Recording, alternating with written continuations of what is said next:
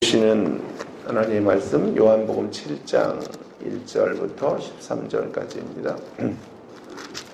요한복음 7장 1절부터 13절 말씀까지 우리 함께 교독하도록 하겠습니다. 제가 7장 1절을 읽고 우리 성도님들이 2절을 읽으시고 함께 교독해 가도록 하겠습니다.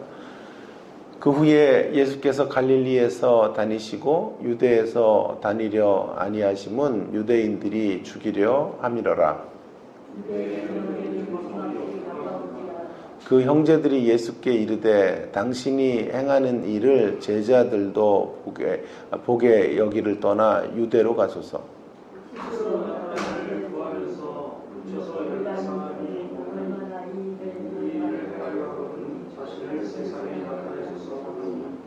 이는 그 형제들까지도 예수를 믿지 아니함이로라.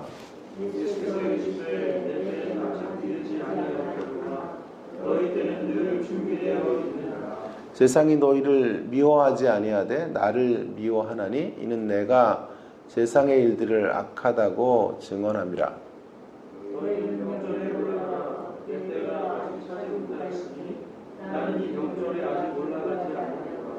이 말씀을 하시고 갈릴리에 머물러 계시니라.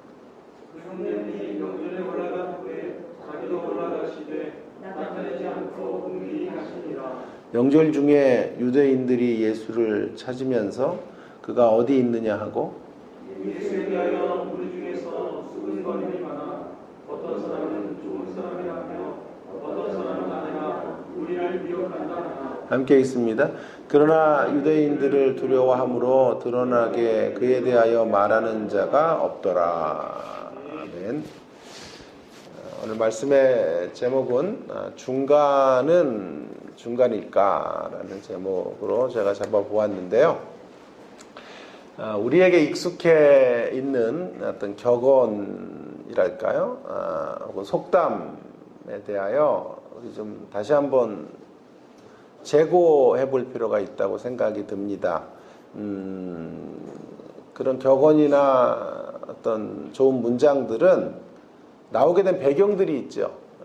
좋은 의도로 훌륭한 메시지를 우리에게 주기 위해서 만들어진 것들인데요. 그러나 언제나 옳은 것은 아니에요. 반론을 또 제기해 봄으로써 좀 어려운 말로 새로운 맥락에서 또 이런 이야기들을 한번 생각해 볼 필요도 있을 것이라 그런 생각이 듭니다. 예를 들면 한 두 가지 정도 제가 생각을 해봤는데요. 믿져야 본전, 믿져봐야 본전이다 이런 말들이 있는데 이 속담은 믿져봤자 원금에는 손해가 없다. 그러니 본전은 남아 있을 테니 이익을 얻지 못하는 것일 뿐 본전은 남아 있으니 일이 잘못될 것 때문에 두려워하지 말고 도전해보거라 이런 겉면의 의도에서 나온 속담이라고 생각이 들어요. 그러나 반대의 경우도 생기죠. 믿으면 손해가 되는 경우도 사실은 우리 삶에 얼마나 많은지 몰라요.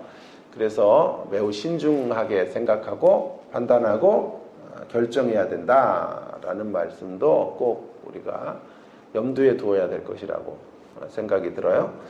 우리나라 야구 선수 중에 키움에 있다가 갔나요? 강아무개 선수인데요. 메이저리그에 진출을 해서 첫 해에 조금 좋은 성적을 내는가 싶더니 성적이 좋지 않게 되었습니다. 대부분 그렇죠. 그래서인지 모르지만 스트레스가 너무 컸던 것 같아요. 성 스캔들이 일어났고 또 연이은 음주운전 파동이 일기 시작했어요. 더 이상 이제 미국에서는 선수 생활을 할 수가 없어서 국내로 복귀를 하는데 어느 팀에서도 받아주지를 않는 거죠. 음주운전 파동이나 이런 과거의 이력 때문에 소속팀에서도 그를 받기를 꺼리고 팬들이 그 선수는 들어와서는 안 된다 이렇게 하고 있는 실정이죠. 그가 메이저리그에 가면서 그렇게 말했겠죠. 믿져봐야 본전이야, 도전해보는 거야 했을 테지만 오히려 그것이 독이 되었죠. 그래서 선수 생활을 아예 할 수 없는 지경에까지 이르게 되었습니다. 그래서 믿져 봐야 본전이 아니라 믿져서 본전도 못 챙기는 그런 경우들이 생길 수 있다는 것 언제나 기억하시고, 더 철저한 자기 한계를 보고 또 자기 관리에 힘써야 된다라고 말하고 싶습니다. 또 한 가지 끝도 없이 많은데요. 시작이 반이다라는 말이 있는데요. 의도는 이런 것입니다. 무슨 일이든 시작하기가 어렵지, 일단 시작을 하면 일을 끝내치는 건, 일을 마치는 건 그리 어렵지 않다라는 것을 비유적으로 말하는 속담이라고 할 수 있어요. 참 좋은 뜻에서 하는 권면인 것이죠. 그런데 한번 생각해 보십시오. 우리의 인생사 속에 시작을 해서 반이 가는 경우는 별로 없어요. 우리의 모든 일들은 반드시 난관이 있어요. 어려움들이 있어요. 모든 걸 포기하고 싶은 순간들이 반드시 와요. 그렇기 때문에 시작이 반이다라는 말은 사실 우리 시대에는 그렇게 만든 말이 아니라고 생각해요. 저의 어록은 이거예요. 시작이 반이다가 아니라 반쯤이라도 갈 수 있도록 시작해라. 제게 더 낫지 않아요? 반응들이 왜 이러세요? 시작이 반이다라는 말보다는 반쯤이라도 갈 수 있도록 시작해야 돼요. 시작이 반이면 얼마나 좋겠어요. 그러나 시작해도 계속해서 어려움들이 있기 때문에 반쯤이라도 나아갈 수 있도록 시작하기를 주저하지 말라라는 말이 더 옳은 말이 될 것입니다. 오늘 오늘 본문과 연관된 중요한 격언 혹은 문장은 아마 이것이 될 거예요. 가만히 있으면 중간 간다. 가만히 있으면 중간 간다. 과연 타당한 말일까요? 가만히 있으면 중간 간다라는 말은 옳은 말일까요? 일리는 있어요. 괜히 나서지 말고 나대지 말고 가만히 침묵하고 있으면 중간은 가는 거야. 그런 이야기가 되겠습니다. 그러나 중요한 건 성경의 기준이에요. 성경은 가만히 있으면 중간 간다는 말에 대하여 어떻게 평가하고 계실까? 전반적으로 성경의 가치는 두 주인을 섬길 수 없다라는 것이 성경의 기본적인 가치라고 말할 수 있겠어요. 양다리 거치기는 성경이 비판하는 바예요. 양다리가 없다라는 게 성경의 답이에요. 신앙의 세계에는 가만히 있으면 중간을 가는 게 아니에요. 가만히 있으면 퇴보하는 거예요. 가만히 있으면 세상에 붙들리는 거예요. 가만히 있으면 사단의 밥이 되는 것이죠. 자, 이런 답을 가지고 우리 7장의 이야기로 한번 들어와 보겠어요. 굉장히 어려워요, 이런 본문들은요. 왜 어렵냐 하면 어디를 이렇게 우리가 주목해서 볼 때가 사실은 많이 없어요. 예수님의 가르침 앞에 사람들의 반응이 예수님을 죽이려고 한 거예요. 그런 대세 속에 또 그런 조금 다른 반응을 보이는 사람들이 있었다. 그거예요. 그런 내용의 이야기가 본문의 13절까지 흘러가고 있어요. 자, 하나씩 좀 생각을 해보면서 가만히 있으면 중간 간다라는 말을 염두에 두시고 좀 차분히 한번 생각해 보십시다. 예수님의 가르침의 특징이 무엇일까 하는 것부터 먼저 좀 생각을 해보려고 하는데요. 예수님의 가르침의 특성은 시대의 대세를 따라가지 않으시는 거죠. 복음의 대의를 쫓아가시는 거죠. 시대의 대세를 쫓지 않고 복음의 대의를 쫓아서 강론하셨고 가르치셨어요. 그렇게 사셨어요. 우리 지난주에도 살펴보았지만 예수님이 육신의 떡의 문제들에 대해서 강론하셨다면 환영을 받았을 거예요. 그런데 영혼의 떡, 생명의 떡에 대한 이야기를 말씀하시자 어떻게 됐습니까? 사람들이 어려워했고 많은 이들이 예수님을 떠났죠. 기억하시죠? 많은 이들이 예수님을 떠났고 그 중에 한 사람 베드로만 영생의 말씀이 죽게 있는데 어디로 갑니까? 이런 신앙 고백을 드렸죠. 여러분, 예수님은 시대의 입맛을 아시는 분이에요. 또 그들의 입맛을 맞출 수 있는 센스가 충분히 있는 분이에요. 그러나 예수님은 그들의 입맛에 맞추는 복음을 제시하는 시대남을 거절하신 거예요. 어떤 대세남을 거절한 거죠. 오히려 복음의 대의를 쫓아서 그들의 입맛을 만들어주기를 원하셨어요. 그들의 입맛을 따라가는 게 아니라 그들의 입맛을 만들어주시는 분. 제가 한번 울산의 큰 교회 담임을 하셨던 정근두 목사, 유명한 분이에요. 고신 측에서는 최고 큰 교회가 울산 교회라고 하는데, 이분이 남아공, 사우스 아프리카에서 유학생활을 하시는데, 제가 했던 곳은 케이프타운 쪽이었고요. 이분은 조금 내륙 쪽으로 올라오시는 곳에서 공부를 하셨는데, 아이들 얘기했잖아요. 이렇게 좋은 성적을 얻거나 파티 날에는 짜파게티 파티를 열었다 그래요. 그래서 이런 한국 짜파게티가, 한국 짜장 이런 게 귀해요. 남아공에 수입돼서 오기 때문에 배로 붙여서 이렇게 오기 때문에 먹기가 힘들거든요. 라면 같은 거 찾아보기도 힘들거든요. 한인도 많이 없고, 그래서 잘 꼽을 쳐놨다가 100점 맞아 올 때, 이럴 때 짜파게티 끓여서 이제 애들한테 주면 최애의 음식이 되는 것인데요. 아이들이 너무너무 좋아하기 때문에 이제 귀국을 하고 박사학위를 받으시고 이제 담임 목사로 가면서 부산에서 이제, 원래 부산 분이니까 그분이 이제 원조 짜장집으로 간 거예요. 가서 최고의 이제 짜장면을 하는 집에 가서 짜장 곱빼기를 시켜준 거예요. 마음껏 원 없이 먹어라. 그렇게 시켜줬는데 한 젓갈 먹더니 애들이 전부 젓가락을 집어 던지면서 맛이 없어서 못 먹겠다 그러더래요. 이 아이들은 이제 짜파게티에 길들여져가지고 원조 짜장이 맛이 없는 이런 지경에 이르게 된 거죠. 그러면서 이제 하시는 말씀이, 입맛은 길들이기 나름이지 입맛을 따라가는 게 아니라, 복음으로 그러니까 성도들의 입맛을 따라갈 게 아니라 성도들의 입맛을 만들어줘야 된다. 그래서 이제 설교자들이 좀 딱딱한 말씀을 전해도 거기에 길들여진 분들은 그 말씀이 좋은 거예요. 또 뭐 예화 많이 하고 막 이런 설교를 하는 사람도 또 거기에 길들여지면 또 그 나름대로의 맛이 있는 거죠. 저는 죄송합니다만은 여의도의 어느 목사님 소천하셨지만 다른 건 다 귀하지만 설교는 뭐 그렇게 큰 매력이 없던데요.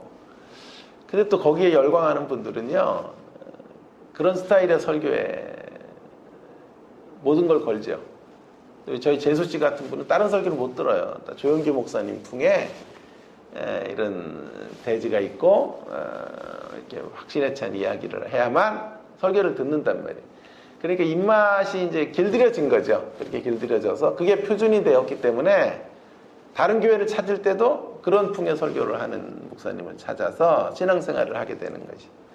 자, 좀 길어졌습니다만은 예수님은 시대의 대세를 쫓아가지 않아요. 복음의 대의를 쫓아서 입맛을 맞추는 게 아니라 입맛을 만들어주는 설교. 그러다 보니 반응이 어땠을까요? 대부분의 반응이 오늘 7장 1절 같은데, 유대인들이 죽이려 함이러라. 유대인들이 죽이려 하면서 예수님에게 달려드는 이런 일들이 벌어진 거죠. 일반적인 반응이 뭐냐 하면 혹평일색 이란 말이 있죠. 대부분의 사람들이 다 예수님을 못마땅해하죠. 어려워하고 또 그 어려움을 빌미로 예수님을 미워하고 복음을 배척하고 자신들의 입맛에 맞지 않는다라는 의미로 비판적이에요. 수군거려요. 그리고 급기야는 죽여야 되겠다. 참 사람들이 악하죠. 자신들이 깨닫지 못한 것, 이런 거는 잘 생각하지 않고, 빛이 오셨지만 자신들이 어둠이기 때문에 빛을 못 보는 것에 대하여 고민하지는 않고 그 빛 자체를 없애려고 하는 이런 존재들이 인생들이 아닌가 싶습니다. 자, 그런데 오늘 제가 주목하려는 대목은요, 바로 이 대목이에요. 그렇게 모든 이들이 예수님을 배척하고 죽이려고 했는데 오늘 12절과 13절에 가면 일부 사람들에게 전혀 다른 반응 하나가 나타나고 있다라고 하는 것인데요. 12절에 이런 구절이 있어요. 거기에 이제 제 눈이 확 띄어지더라고요. 그래서 이 본문을 묵상을 하게 되던데 한번 12절을 보면 예수에 대하여 무리 중에서 수군거림이 많아요. 대부분 다 수군거려요. 죽이려고 해요. 근데 어떤 사람은 좋은 사람이라고 하며 거기 줄을 쳐야 될 것 같아요. 근데 그 중에 대세는 예수님을 미워하는 것인데 그 중에 어떤 사람들이었겠죠. 어떤 이들이 아니다, 좋은 사람이라고도 했단 말이에요. 그리고 어떤 사람은 아니라 우리를 미혹한다. 앞뒤에는 뭐예요? 미혹한다. 그리고 뒤에서 수군거린다. 그런 것이 대세이지만 중간에 한 부류의 사람들이 일부가 그래도 뭐가 잘못됐냐 예수가 이렇게 이야기를 하는 이런 일들이 벌어지게 되었다는 것이죠. 우리로 말하면 이런 거예요. 혹평일색의 간헐적인 칭찬의 댓글이 달린 거예요. 한 사람을 난도질하는 이런 댓글들이 가득한데 그 중에 몇 사람들이 아니 뭐가 문제냐? 그래도 좋은 분이다 라는 댓글을 달게 되었다는 거예요. 그런데 13절에 보시면 그러나 유대인들을 두려워함으로 드러나게 그에 대하여 말하는 자는 없더라. 그런데 시대 분위기가 예수님 향해 돌팔매질하는 예수님 다 배척하는 시대 분위기니까 아무도 드러내놓고 예수님을 칭찬하는 사람은 없었다는 거죠. 그죠? 댓글을 다는데 뭐 자기 이름 밝히면서 댓글 다는 사람 없었다 이 말이에요. 몰래 댓글을 달고 살짝살짝 자기 견해를 피력할 뿐 노골적이고 적극적으로 예수님을 변호하는 사람은 없었다. 시대 분위기를 아시겠죠? 그게 두려운 일이었어요. 예수님 편에 서서 예수님을 두드려 준다는 것, 그것이 참 어려운 일이었다. 그래서 중간에 섰다. 이런 말이죠. 중간에 선 거죠. 예수님을 배척한 사람들과 공개적으로 예수님을 드러내려는 사람들 사이에 있는 사람들, 이 사람들이 이 중간에 있는 사람들이에요. 그런데요, 이 중간에 있는 사람들은 어떻게 됐을까요? 궁금하지 않아요, 여러분? 이 중간에 있는 사람들은 끝내 어떻게 되었을까요? 그들의 반응에도 불구하고 그들은 마침내 예수님을 부인하는 자리에 동석해요. 예수님을 배척하는 시대의 대세를 끝내 거스르지를 못해요. 그래서 제가 제목을 잡은 거예요. 중간은 중간일까? 그냥 나오는 제목은 없어요, 여러분. 예? 저의 다 고민이 있어서 나오는 제목인데 중간은 과연 중간일까? 중간은 오늘 본문에 이 중간에 있는 사람들은 중간이었을까요? 아니요. 시대의 대세를 끝내 따라갈 수밖에 없었어요. 복음의 대의를 끝까지 지키는 자리로 가지 못하는 거예요. 이것이 성경이 증언하는 중간의 한계. 그래서 고민을 많이 했어요. 중간의 한계라고 할까? 중간은 중간인가? 라고 할까? 그러다가 끝내 중간은 중간일까? 라고 제가 잡았죠. 이런 거 하다가 눈도 작아지고 제가요, 고뇌가 커지는 거예요. 그래서 웃지도 않으세요. 이제 눈 얘기는 그만할게요. 자, 그래서 레파토리가 제가 바닥이 나서. 자, 그럼 교훈을 좀, 이 본문의 이야기를 좀 확장해 보겠습니다. 과연 성경 전체에서 이런 이야기들이 증언되고 있는가? 중간의 위험을 경종하고 있나? 먼저 그것부터 살펴보고요. 이제 의미 있는 메시지를 여기서 좀 발견해 보려고 합니다. 자, 두 본문을 제가 대표적으로 찾아보려고 하는데 하나는 여호수아 말씀이에요. 여러분, 여호수아의 중간에 머무른 결과가 무언가 하는 것인데 여호수아는 여러분 아시는 것처럼 치열하게 살았던 사람이에요. 그죠? 치열한 삶. 모세도 이룰 수 없었던 가나안 입성을 여호수아 때에 이루게 되죠. 가나안 입성 후에 가만히 있었나요? 아니요. 계속 진군해 갔어요. 진군하지 않으면 대적들에게 밥이 돼요. 그래서 오직 앞을 향해서 나아갈 수밖에 없었어요. 가나안 정복의 가나안 입성은 그의 출발의 시작점에 불과해요. 그래서 아까 내가 시작은 반이다, 이게 틀린 말이에요. 얼마나 많은 난관들이 있는지 몰라요. 땅을 정복해야죠. 그리고 정복한 땅을 또 배분해야지. 실수 없이 달려가는 삶. 그리고 임종을 맞이할 때 뭐라고 말합니까? 이렇게 말하죠. 그 유명한 말. 너희가 여호와를 섬기든지 중간에 서든지 하라. 그렇게 말하지 않았다고요. 그렇게 말하지 않았다고요. 오늘 섬길 자를 택하라. 나와 내 집은 여호와만 섬기겠다. 그렇게 얘기한다고. 유언 참 대단한 유언이죠. 이 유언이. 왜 하필이면 이런 유언을 하고 떠났을까 하는 건데, 이 유언이, 유언이라고 하는 건 그의 진실을 말하는 거거든요. 그가 가장 무게 있게 생각했던 것을 마지막 던지고 떠나는 건데, 여호수아에게 가장 뼈 아팠던 대목이 한 대목이 있었기 때문에 그래요.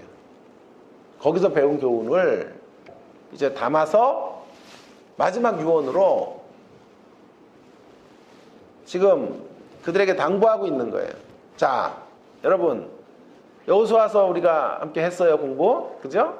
기억에 가물가물 하시는 거죠. 제가 많이 했어요, 여러분들과 함께. 요나도 했고, 룻기도 했고, 여호수아도 했고, 사무엘서 했죠. 구약을 정말 많이 다뤘고요. 계시록, 요한복음, 지난 한 5년 동안 정말 어려운 성경들 많이 여러분들과 나누었는데 한번 기억을 좀 상기해 주세요. 여호수아가 가장 뼈아프게 생각하는 대목은 7장이에요. 6장에서 난공불락의 여리고를 무너뜨리고 나서 7장의 아이성을 정복해 갈 때 문제가 생겼어요. 아이성을 만만하게 봤다가 아이라고 생각했다가 거기서 실패를 해요. 전쟁에서 패배하죠. 왜 전쟁에서 패배했다 그랬죠? 제가 말씀드렸는데 승리 공식을 잃었어요. 여호수아의 승리 공식이 뭘까요? 여호수아가 항상 승리할 때 보면 따라다니는 문구가 하나 있는데, 자, 그러면 6장, 여호수아 6장으로 가보면 여호수아 6장 12절로 한번 가보시죠. 이것도 제가 아주 중요한 발견이라 그러면서 여러분들과 함께 나누었었는데요. 여호수아 6장에 가시면 여리고성을 무너뜨릴 때 어떤 승리 공식이 따라 붙냐 하면 12절과 15절에 이런 공식이 따라 붙죠. 또 여호수아가 아침에 일찍이 일어나니, 이게 승리 공식이에요. 15절에도 유사하게 일곱째 날 새벽에 그들이 일찍이 일어나서, 아침에 일찍 일어났다라는 것이 승리 공식이에요.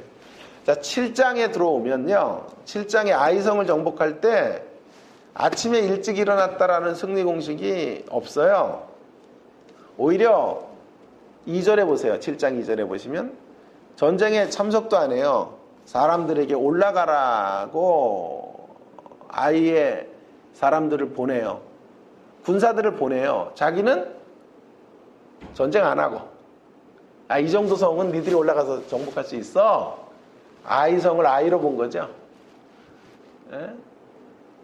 그래서 엄청난 패배를 겪어요. 많은 군사가 죽지는 않았으나 여기서의 패배는 빌미를 줘요. 주변 가나안 대적들에게 빌미를 주기 때문에 엄청난 패배인 거예요. 별거 아니구나. 아이성도 못 정복해, 저것들. 그래서 연합군이 투합해가지고 쳐들어올 수 있는 이런 위기의 상황인 거예요. 왜 이렇게 됐나요? 중간에 있었기 때문에. 아침에 일찍 일어나는 전투태세를 가졌어야 되는데 긴장이 빠진 거잖아요. 강력하게 하나님을 향하여 달려가야 돼요. 모든 걸 쏟아붓는 자세. 대적이 누구이든지 상관없고, 대적이 여리고든 아이든 상관없어요. 그래야 승리를 거두는 거예요. 자, 그래서 이 전쟁에서 패하고 아간의 범죄 사실을 깨닫고 아간을 처리한 후에 다시 올라가요. 8장인데요. 다시 올라갈 때 승리 공식 하나가 다시 챙겨져요. 8장 10절. 여러분 이런 거는 좀 발견하기가 좀 힘든 거예요. 이런 거는요. 좀 이렇게 좀 새로운 실험을 좀 하고 이러시면 좀 뭔가 좀 충격적인 표정도 좀 지으시고 좀 깨달음의 표정도 좀 짓고 해보세요. 자, 이런 거는 어떻게 발견할까요? 자, 8장 10절에 보세요. 여호수아가 아침에 일찍이 일어나 백성을 점호하고 이스라엘 장로들과 더불어 백성 앞에서 아이로 올라가면 이제 자기가 올라가죠. 올인하죠. 그리고 아침에 일찍 일어나면 회복되죠. 승리 공식이 다시 만들어지지 않습니까? 제가 지금 무슨 아침형 인간을 예찬하는 게 아니에요. 그런 이야기가, 그런 적용이 아니고요. 영적인 전쟁에는 중간에 없단 말이에요. 중간에 머뭇거림이 없어요. 그래서는 이길 수가 없어요. 중간에 있다. 전쟁을 하는데 온 힘을 다하여 전쟁하지 않는다라고 하는 건 패배를 의미하는 거예요. 중간은 패배에 이르는 길목이에요. 여호수아가 이 사실을 깊이 깨달은 거예요.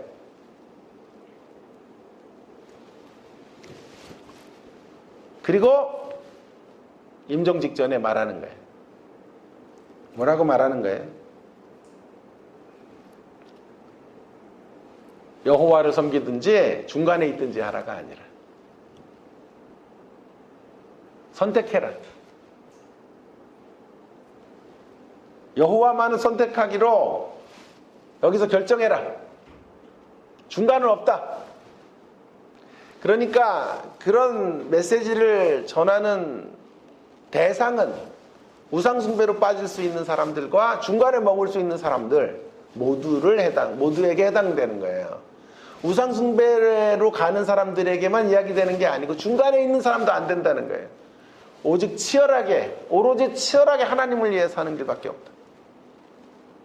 내가 아이성에서 그 치열함을 놓쳤을 때 아이성을 정복하지 못했던 경험이 있지 않니? 라고 말하고 있는 거죠. 여러분 또 엄밀히 보면요, 신앙의 영역만이 아니라 우리가 사는 세상도요, 중간은 그렇게 만만한 자리가 아니에요. 중간을 하찮게 여기지 말기 바랍니다. 중간에 서 있고자 하는 자가 중간에 있는 게 아니에요. 치열하게 자신의 삶에 올인한 자들이 얻게 되어지는 자리가 중간일 수 있어요. 최선의 결과, 버금가는 자리가 차선의 결과인 거예요. 근데 그 차선의 결과는요, 올인할 때 만들어지는 거지. 내가 그냥 난 중간에만 있을래. 그래가지고는 중간에서 하위권으로 밀려가요. 패배자로 밀려가는 거예요. 금메달이 최선이라고 한다면 최선의 결과죠. 은메달, 동메달 하찮게 여기면 안 돼요. 한 4위권, 5위권 머무는 걸 얕보면 안 돼요. 은메달, 동메달, 4위권, 5위권, 6위권에 들어간 사람도 올인했기 때문에 그나마 그 자리에 있는 거예요. 만일 중간에 머물고자 했으면 그 자리를 유지할 수 없었을 거예요. 어제 가는데 방송을 들었더니 중3 아이인데 공부를 안 한대요. 매일 게임방에 가고 학교 때려치겠다 그런대요. 그래서 무슨 서천석 박사인가 했던 그 박사야. 정신과, 소아정신과 의사인데 유명한 분이래요.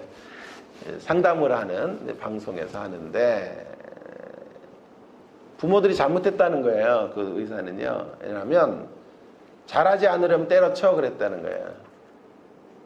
서울에 있는 대학 못 갈 바에는 때려쳐라, 때려쳐.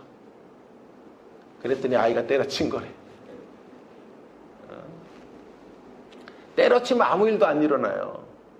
때려치면 아예 대학도 갈 수 없어요. 그가 갖고 있는 능력 안에서 최선을 다하도록 해야 하고 거기 안에서 올인하도록 해야 그나마 서울에 있는 대학 가는 거예요. 그나마 이름 있는 대학 들어갈 수 있는 거죠. 그래서 제가 이 얘기를 듣고 와이프한테 얘기해. 절대 때려쳐 그런 소리 하지 말자. 우리 딸에게는 끝까지 해라. 끝까지 해서 최선의 결과가 나오면 좋은 거. 그렇지 않아도 중간 정도는 머무는 거예요. 올인하지 않으면요. 중간에 있을래? 그러는 사람은요. 절대 중간도 못 유지해요. 그렇게 중간이 만만한 자리가 아닌 거예요. 강의평가를 제가 봤는데요. 중간에, 난 중간 정도만 하면 돼. 그래갖고는요. 그런 정신머리 가지고는요. 하위권으로 떨어지든지. 우리 강의평가 아주 나쁜 사람들은 재교육 받아야 돼요. 교수 학습센터 가가지고 몇 개월 교육받아야 돼요. 그 자리로 떨어져요. 어떻게 해야 될까요? 1등 해야 되겠다고 목표를 정하고 1등을 목표로 올인해야 그래도 1등이 되는 경우가 별로 없어요. 그래야 한 중간쯤 나와요. 네? 서울에 강의하는 사람 한 100명 중에 한 20등, 뭐 15등 그 정도 나오는 거예요. 그 정도 해야. 그렇다고 제가 늘 그 중간에 있었다는 뜻은 아니에요. 저는 상위권에 항상 있는데 자꾸 오해를 하셔서 제가 이런 첨언도 해야 돼요. 1등도 많이 거머졌어요. 제가 강의. 그만합시다. 자, 그만하고요. 자, 영적인 원리도 이와 같아요. 영적인 원리도 우리가 하나님께 올인해야만 최선의 결과가 나와요. 올인해도요. 차선의 결과가 나올 때도 있어요.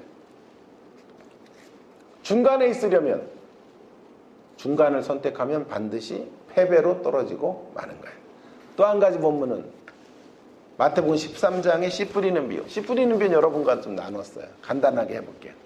자, 씨 뿌리는 비유 제가 지난주에도 설교를 하면서 말씀드렸죠. 강조하려는 데는요. 사실은 밭의 비유는 아니라 그랬죠. 씨 뿌리는 자의 비유에 1차적으로는. 뿌리는 분이 어떤 길을 걷는지를 말해주는데 제가 궁금한 건 중간이에요. 중간. 길가와 옥토밭은 사실은 관심의 대상이 아니고요. 중간이죠. 중간은 돌짝밭과 가시밭인데 이 중간은 어디에 속하나 하는 게 저의 고민이에요. 또 우리의 고민이어야 돼요. 일단 길가는 아니에요. 우리는. 왜냐하면요. 길가는 불신자들이거든. 그죠? 그래서 길가는 아니란 말이에요. 그렇다고 해서 우리의 신앙이 옥토신앙도 아닌 것 같아요. 매일 열매를 만들고 30배, 60배, 100배의 결실을 맺고 아름다운 이런 하나님의 이런 어떤 하나님 되심을 드러내는 삶을 우리가 살아본 적이 또 많이 없단 말이에요. 그죠? 그렇기 때문에 우리가 서 있는 실존의 자리는 가운데거든요. 돌짝이든 가시밭이거든요. 돌짝이라는 거는 말씀을 받는데 환경의 어려움으로 고통이 옵니까? 말씀이 뿌리를 못 내리는 거예요. 돌짝밭이니. 가시밭은요. 말씀을 좋은 마음으로 받지만 세상의 염려 때문에 또 열매를 거두지 못하면 가시밭이에요. 자, 저와 여러분이 주로 서 있는 실존적 자리, 신앙의 자리는 길가는 너무 잔인하고 우리는 아니고 길가는 아니니까요. 그렇다고 옥토도 아니고요. 우리가 서 있는 자리는 이 돌짝이나 가시밭일 텐데 중간인데 이제 그룹핑을 해봐야 돼요. 이 중간은 돌짝과 가시밭은 길가 쪽에 속하는 것일까요? 아니면 옥토 쪽으로 속해 있는 그룹이 될까 하는 거지. 주님의 원하심은 이 비유를 통해 주님의 원하심은 돌짝과 같은 가시밭과 같은 우리 인생들이 옥토 쪽으로 속해지기를 원하신 거예요. 그런 당부가 있지만 실제로 우리가 떨어지는 자리는 어떤 자리냐 하면 이 중간은 죄송하지만 길가와 그룹핑이 될 수 있는 자리일 수밖에 없어요. 그게 문제인 거예요.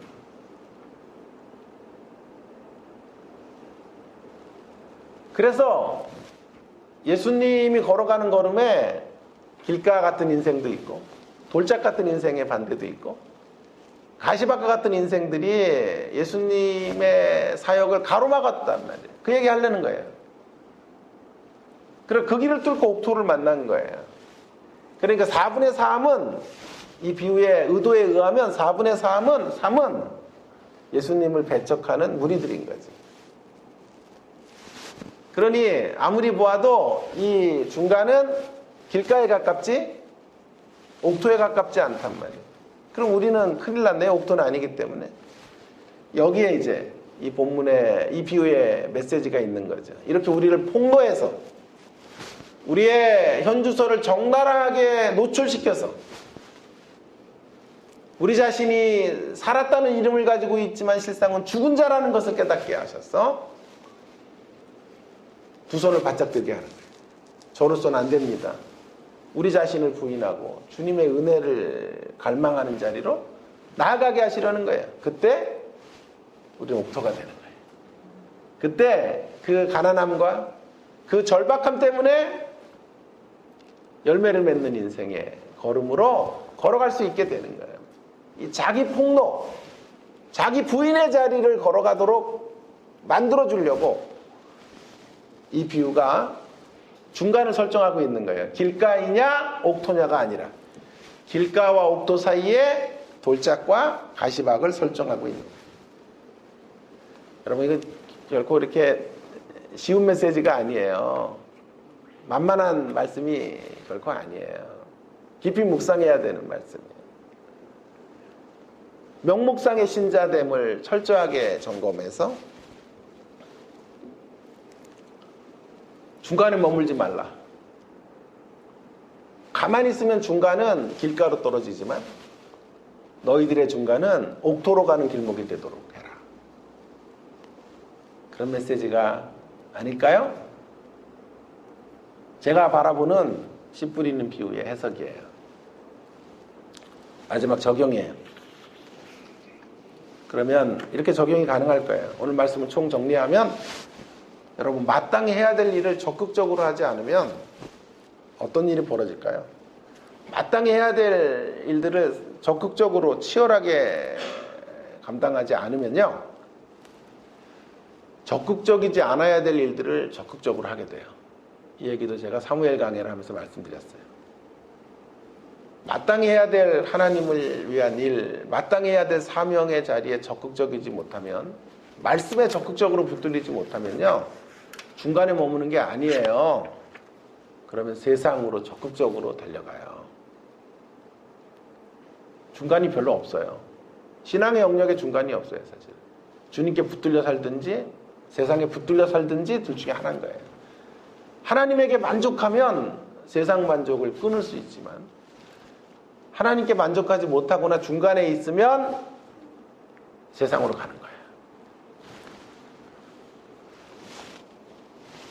그래서 세상을 사랑하다가 끝나요. 그래서 묻는 거예요. 중간은 중간일까? 여러분 답해 주셔야 돼요. 중간은 중간일까? 선한 것, 아름다운 것에 붙들리지 못하면요, 죄송하지만 선하지 못하고 우리를 망가뜨리는 것에 붙들려 살아요. 중독에 빠져.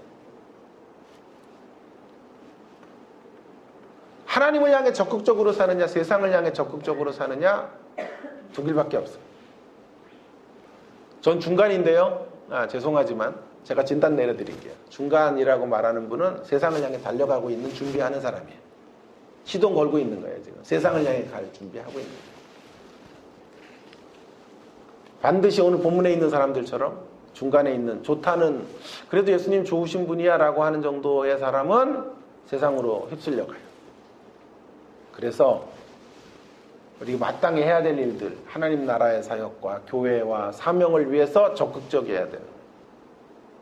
말씀을 마칠게요, 여러분. 안도연이라는 작가를 아시죠? 연탄에 대해서 시를 많이 쓰는 작가인데요. 그는 연탄을 통해 우리를 도전해요. 우리 한번 연탄처럼 살아본 적이 있나? 너무 기분 나빠하지 마세요. 우리는 연탄처럼 살아본 적이 있나요? 안도연 씨의 도전인 거예요. 연탄처럼 살았다는 말은 무슨 말이에요? 불꽃처럼 살았다. 한번 환하게 불꽃을 좀 틔우며 몇 시간 동안이지만 방 안을 그냥 뜨겁게 달구는 연탄처럼 한번 살아본 적이 있나? 그의 시를 읽어볼게요. 너에게 묻는다 라는 거예요. 물어볼게요. 한번 시를 세 절인데요. 너에게 묻는다. 연탄재 함부로 발로 차지 마라. 너도 누구에게 한 번이라도 뜨거운 사람이었냐? 너는 누구에게 한 번이라도 뜨거운 사람이었냐? 다시요. 너에게 묻는다. 연탄재를 함부로 발로 차지 마라. 너는 누구에게 한 번이라도 뜨거운 사람이었냐? 이 시를 신앙적으로 적용해 보기 원합니다. 우리 한 번 제대로 뜨거워 본 적이 있나요? 불꽃 인생을 한번 살아본 적이 있나요? 세상을 향해서 아니고요. 물질을 향해서 아니고 우리의 성공을 향해서 그런 얘기 말씀드리는 게 아니고요. 하나님의 나라를 향해 한번 뜨거워 본 적이 있나요? 교회를 향해서 한번 뜨거워 본 적이 있어요? 불타오른 적이 있나요? 교회 사랑을 영혼들을 향해서 한번 타오른 적이 있나요? 처음 예수 믿고 한번 뜨거워졌던 시기 외에는 찾아볼 수가 없어요. 늘 미지근하시는 여러분, 우리 자신들을 한번 깊이 되돌아보시며 주님 앞에 다시 한번 깊이 다짐하는 이 시간 되기 원합니다. 마지막 날에 주님 물으실 거예요.